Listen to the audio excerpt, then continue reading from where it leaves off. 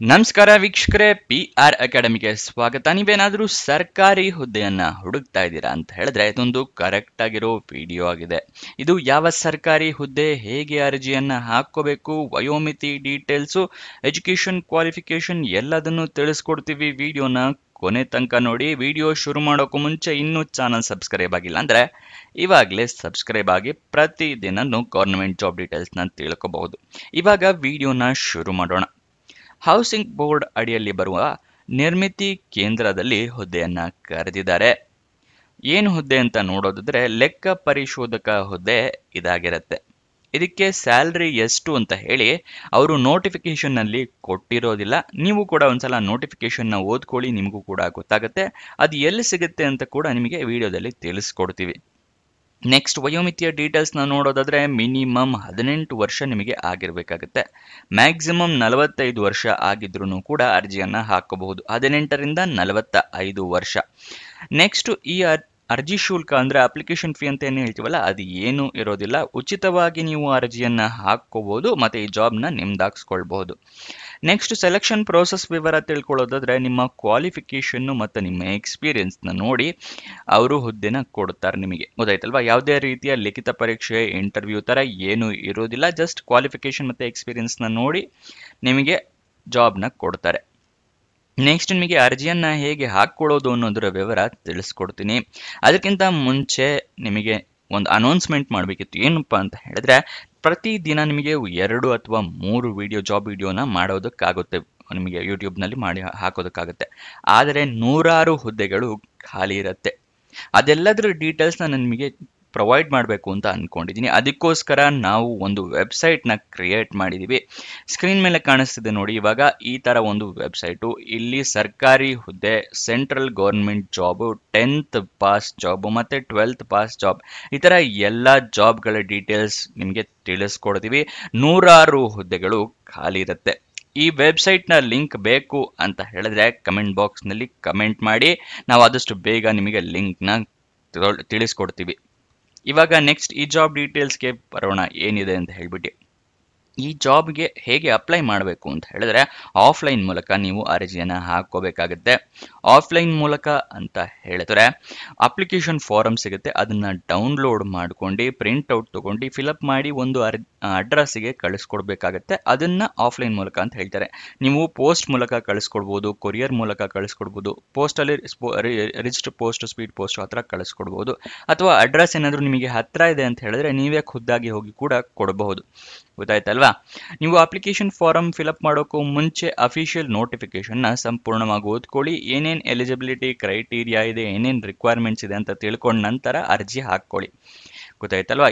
ಈ ಅರ್ಜಿ ಅಂದರೆ ಅಪ್ಲಿಕೇಶನ್ ಫಾರಮು ಮತ್ತು ಅಫಿಷಿಯಲ್ ನೋಟಿಫಿಕೇಶನ್ ಎಲ್ಲ ಎಲ್ಲಿ ಸಿಗುತ್ತೆ ಅಂತ ಕೇಳಿದ್ರೆ ಡಿಸ್ಕ್ರಿಪ್ಷನಲ್ಲಿ ಟೆಲಿಗ್ರಾಮ್ ಚಾನಲ್ನ ಲಿಂಕ್ ಕೊಟ್ಟಿದ್ದೀನಿ. ಅಲ್ಲಿಂದ ಕ್ಲಿಕ್ ಮಾಡಿ ಟೆಲಿಗ್ರಾಮ್ ಚಾನಲ್ನ ಜಾಯಿನ್ ಆಗಿ ಅಫಿಷಿಯಲ್ ನೋಟಿಫಿಕೇಶನ್ PDF ಮತ್ತು ಅಪ್ಲಿಕೇಶನ್ ಫಾರಮ್ನ ನೀವು ಡೌನ್ಲೋಡ್ ಮಾಡ್ಕೋಬಹುದು. ಇವಾಗ ಯಾವ ಅಡ್ರೆಸ್ಸಿಗೆ ನೀವು ಅರ್ಜಿಯನ್ನು ಕಳಿಸ್ಕೊಡ್ಬೇಕು ಅನ್ನೋದು ನಾನು ತಿಳಿಸ್ಕೊಡ್ತಾ ಇದ್ದೀನಿ. The Nirmiti Kendra, Raichur, survey number 809A, Bollammanadoddi road, Raichur 584103, Karnataka.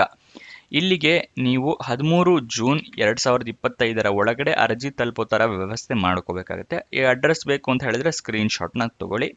ಇದು ನೋಟಿಫಿಕೇಶನಲ್ಲೂ ಕೂಡ ಇರುತ್ತೆ. ನೆಕ್ಸ್ಟ್, ನಿಮಗೆ ಈ ಸ್ಟೆಪ್ಸ್ಗಳನ್ನ ಫಾಲೋ ಮಾಡಿದ್ರೆ ಜಾಬ್ ಪಕ್ಕಾ ಸಿಕ್ಕೇ ಸಿಗತ್ತೆ. ಯಾವ ಸ್ಟೆಪ್ಸು ಅಂತ ಹೇಳ್ತಾ ಇದ್ದೀನಿ, ಗಮನ ಕೊಟ್ಟು ನೋಡ್ಕೊಳ್ಳಿ. ಮೊದಲನೆಯ ಸ್ಟೆಪ್ಪು ಅಫಿಷಿಯಲ್ ನೋಟಿಫಿಕೇಶನ್ PDF ಓದ್ಕೊಳ್ಳೋದು. ಅದಕ್ಕೆ ಏನಕ್ಕೆ ಅಂತ ಹೇಳಿ ಮುಂಚೆನೇ ತಿಳಿಸ್ಕೊಟ್ಟಿದ್ದೀನಿ. ಎಲಿಜಿಬಿಲಿಟಿ ಕ್ರೈಟೀರಿಯಾ ರಿಕ್ವೈರ್ಮೆಂಟ್ಸ್ ಎಲ್ಲ ತಿಳ್ಕೊಳ್ಳೋದಕ್ಕೆ. ನೆಕ್ಸ್ಟ್ ಸ್ಟೆಪ್ಗೆ ಹೋಗೋಣ. ಏನು ಅಂತ ಹೇಳಿದ್ರೆ ನೀವು ಕರೆಕ್ಟಾಗಿ ಮೆನ್ಷನ್ ಮಾಡಬೇಕು ಇಮೇಲ್ ID, ಮೊಬೈಲ್ ನಂಬರ್ನೆಲ್ಲ. ಏನಕ್ಕೆ ಅಂತ ಹೇಳಿದ್ರೆ ನಿಮಗೇನಾದರೂ ಜಾಬ್ ಸಿಕ್ಕಿದ್ರೆ ಇಮೇಲ್ ಮುಖಾಂತರ ಅಥವಾ SMS ಮುಖಾಂತರ ಅವರು ಕಮ್ಯುನಿಕೇಷನ್ ಮಾಡ್ತಾರೆ. ಅದಕ್ಕೋಸ್ಕರ ನೀವು ಅದನ್ನೆಲ್ಲ ಕರೆಕ್ಟಾಗಿ ಮೆನ್ಷನ್ ಮಾಡಿ.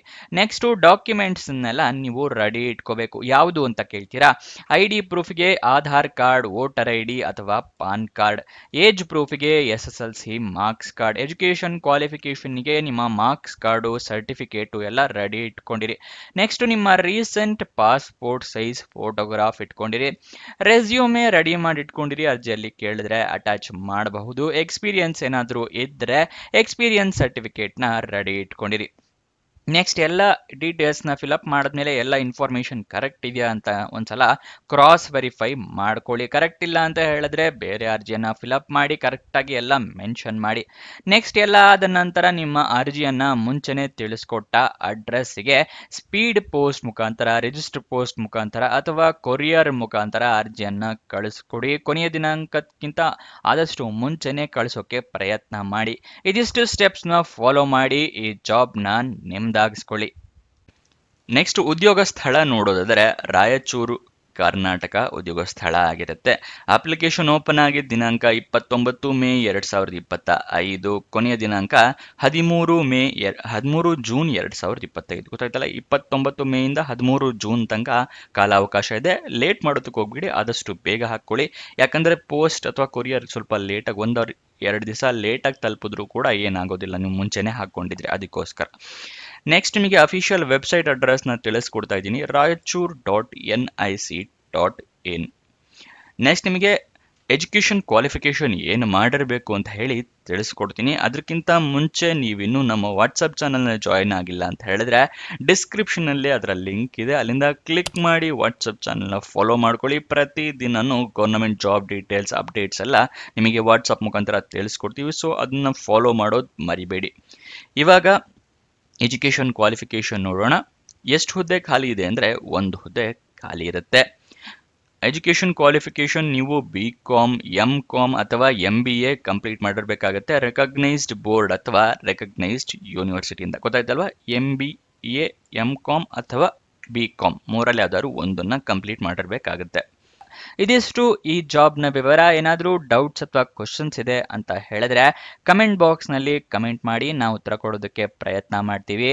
ನೀವು ಇನ್ನೂ ನಮ್ಮ ಇನ್ಸ್ಟಾಗ್ರಾಮ್ ಚಾನಲ್ನ ಫಾಲೋ ಮಾಡಿಲ್ಲ ಅಂದರೆ ಡಿಸ್ಕ್ರಿಪ್ಷನಲ್ಲೇ ಅದರ ಲಿಂಕ್ ಕೂಡ ಇದೆ, ಅಲ್ಲಿಂದ ಕ್ಲಿಕ್ ಮಾಡಿ ಇನ್ಸ್ಟಾಗ್ರಾಮ್ನ ಫಾಲೋ ಮಾಡಿ. ಪ್ರತಿದಿನನೂ ಜಾಬ್ ಡೀಟೇಲ್ಸ್, ಜಾಬ್ ಅಪ್ಡೇಟ್ಸ್ನೆಲ್ಲ ಪಡ್ಕೋಬಹುದು ರೀಲ್ ಮುಖಾಂತರ.